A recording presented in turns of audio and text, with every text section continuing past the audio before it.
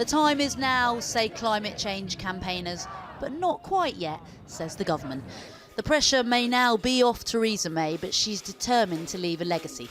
Today announcing the UK would cut greenhouse emissions to zero by 2050.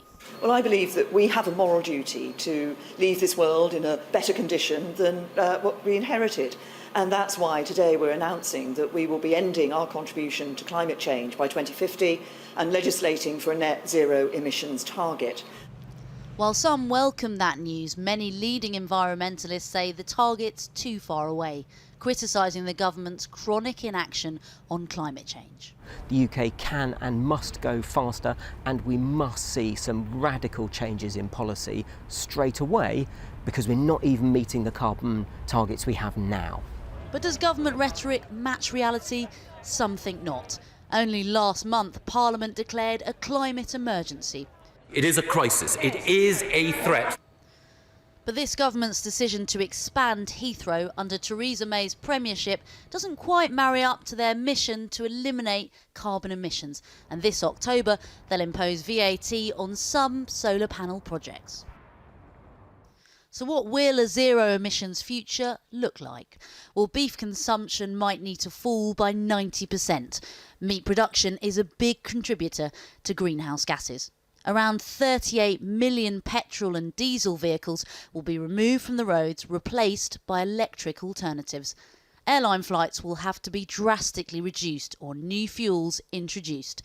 And gas boilers in 25 million homes will have to go, replaced with low-carbon heating.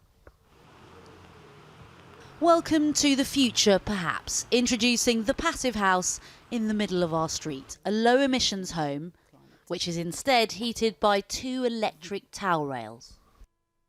Now, while it feels very warm in here, I can tell you that this house actually has no central heating.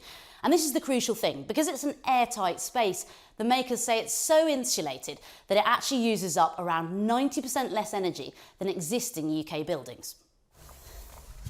Big in Belgium, but currently there are just over 1,000 in the UK. This architect believes every home could be like this. Has Britain been a little bit slow on the uptake here? There is a reluctance from the construction industry to change, right? It's because money is invested, methods are tested, and we say we know what we're doing. But actually, in this house, I used different construction techniques, yes, but they were not revolutionary. What you need to achieve is a house that conserves its energy, so it has a nice woolly jumper or a duvet around it. While the scientists of the future met a soon-to-be Prime Minister of the past for this photo op, the Extinction Rebellion protesters were unimpressed, saying Theresa May's 2050 target is too late, calling it a death sentence for the planet. Well, joining me in the studio now is Farhana Yamin, international environmental lawyer.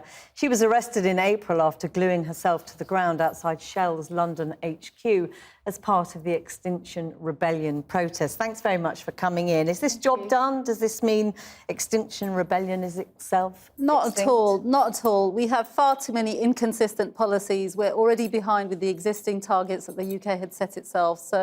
And we're expanding, fossil fuel infrastructure and lifestyle. So by all means, this is a welcome first step, but it's really inadequate and it's come quite late. The government enshrining in law this net zero target, the first major nation to propose this target. Why isn't this good enough?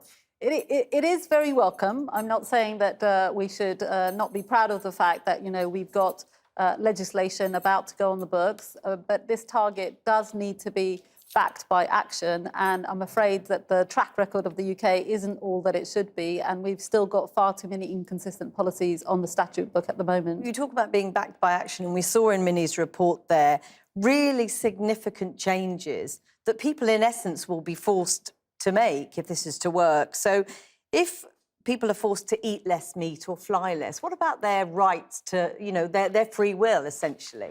Well, they'll be forced to be healthier. They'll be forced to breathe in air that's cleaner. But it's their choice to eat meat, they'll be forced to pay electricity bills that are far cheaper. So I think sometimes when we're looking at this in terms of rights, we're forgetting that actually the shift to a cleaner, greener economy is far healthier and is going to cost the nation much less. Well, you talk about costs there, and of course the Chancellor, Philip Hammond, has warned that this could cost £1 trillion, and that money inevitably would have to come out of education or health.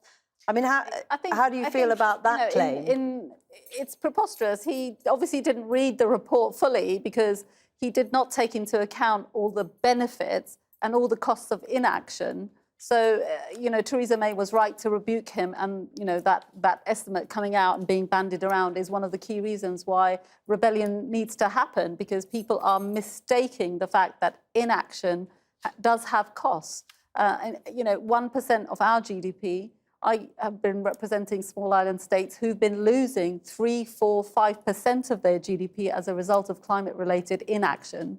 I mean, you talk about infrastructure. There's no mention so far of Heathrow and the future of Heathrow. What do you think has to happen now?